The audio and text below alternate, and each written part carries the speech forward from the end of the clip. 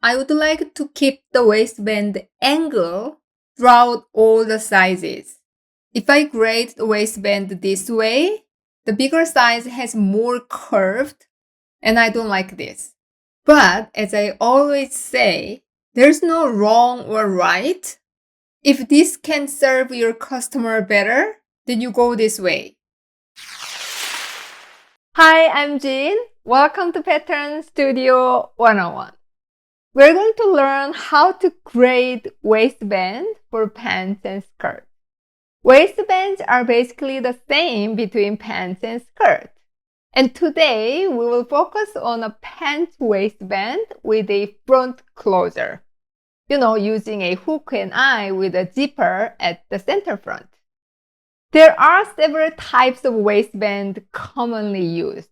You can have one long continuous waistband, a two-piece waistband with a seam at the center back, or a three-piece waistband with side seams. Each type needs to be graded a little differently.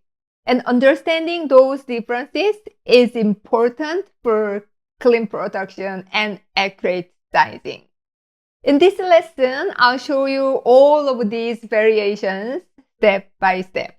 So by the end of this video, you will have a clear understanding of waistband grading and how to apply it in real production patterns. Alright, let's begin. These are example pant patterns we are going to use for today. Before you grade the waistband, you have to grade the pant legs first. And I have a video that shows you how to grade the pants correctly. So watch that video. I'm not going to explain how to grade the pant legs today. Okay, so the grading rule that is applied to this pants is 10 centimeter to the waist circumference. To increase 10 centimeter at the waist, the front pattern is growing 2.5 centimeter and the back pattern is growing 2.5 centimeter. And when we cut 2 for the front and 2 for the back, it's going to be 10 centimeter bigger, right? To increase 2.5 centimeter at the waist, on this one pant panel, you increase 1.25 centimeter at the center front, 1.25 centimeter at the side seam, and same as the back. Okay, then let's take a look at the waistband. These are 3 different types of waistband. This is a straight waistband. So here is the center back. These 2 points are center front, and this is for the fly. When you have a seam at the center back, you have 2 pieces of the waistband, whereas left side and the right side. This is the center back. These 2 points are the center front, and again, this is for the fly. If you have side seams on the waistband, you're gonna have 3 pieces of the waistband. This is going to be the back pants. This is going to be the front right side. And this is going to be the front left side. Let's start with the 3-piece waistband.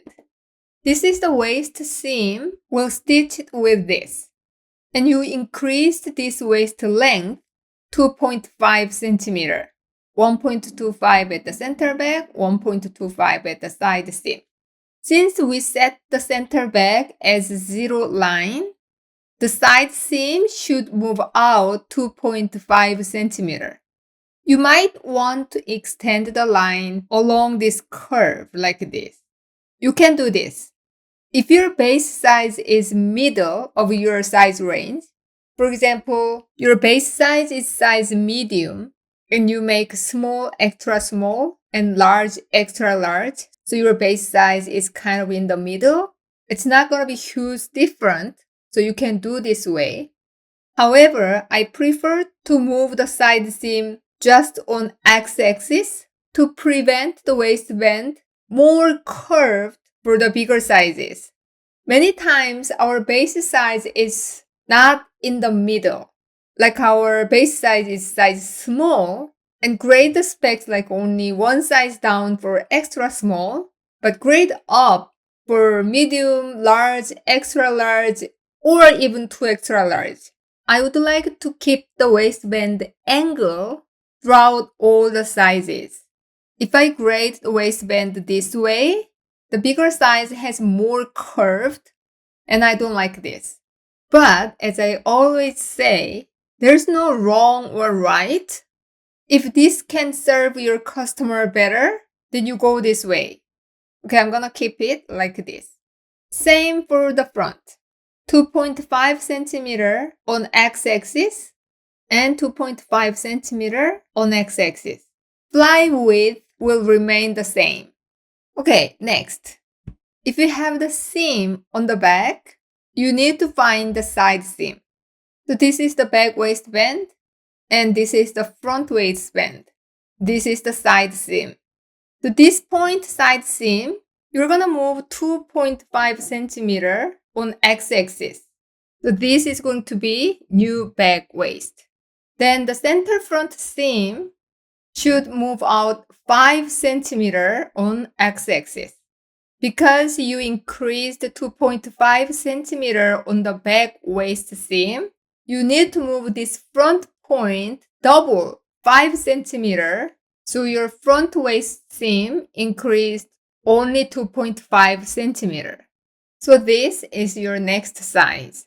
The right side of the waistband should be exactly the same. Because you have extension here for the fly, all those 4 points should move exactly the same, just 5 centimeter. So no grading on the extension.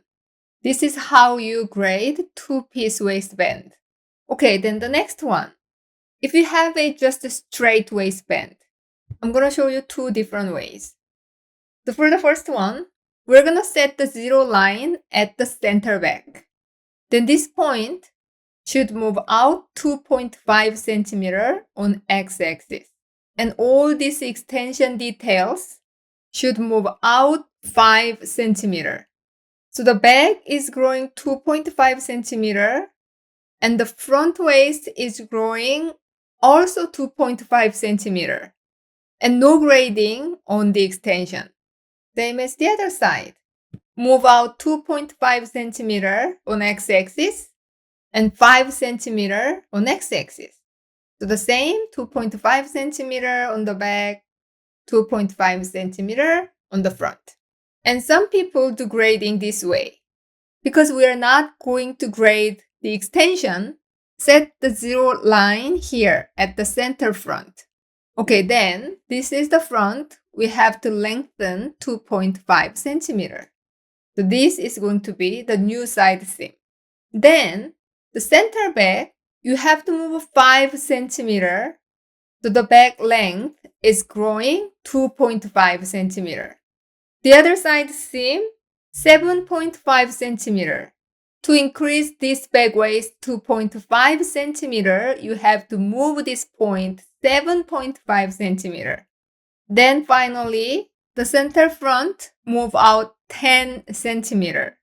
So the whole waistband length is growing by 10 centimeter. But each seam is growing by 2.5 centimeter. If you see these two, their grading look different, but they are the same. This is how you grade Pant waistband. If you have any questions, you can comment below. Have an awesome week. See you next time. If you want a more structured way to follow along, I've created a technical library based on all my YouTube lessons. Each video comes with a PDF version, so you can build your own pattern making reference library over time. Visit my website, patternstudio101.com, and become a member. You will receive the written instructions each week, so you can follow everything more clearly. The link is below this video.